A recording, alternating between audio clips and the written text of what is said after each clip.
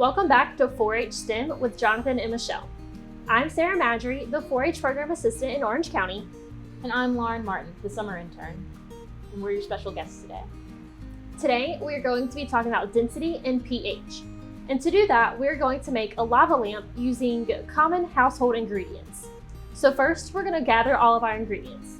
You will need food coloring, baking soda, measuring spoons, vinegar, a tall clear jar, water, and oil.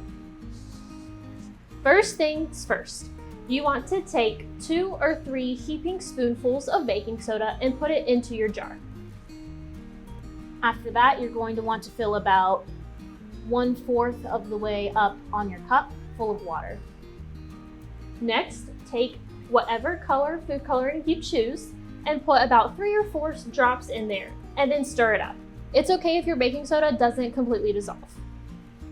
After that, you're going to want to put in and pour 3/4 full of olive oil.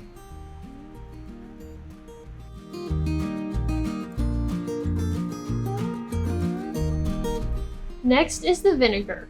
You want to pour about 1 tablespoon full of vinegar into your jar. Once your vinegar is in your jar, you will notice a chemical reaction begin to happen.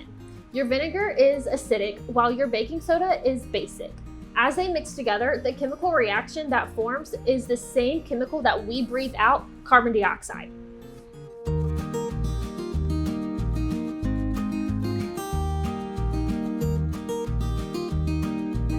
Density is how much space an object or substance takes up in relation to the amount of matter within it.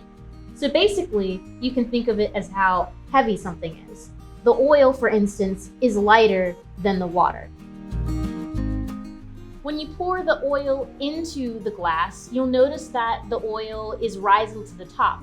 This is because it's less dense than the water. And as you do that, you'll notice that the vinegar sinks to the bottom because it is more dense than the oil.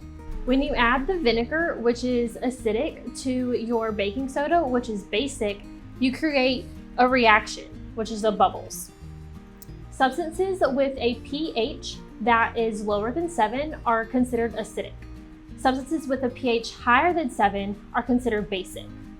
As long as you have an equal balance of acidic and basic substances, your reaction will continue.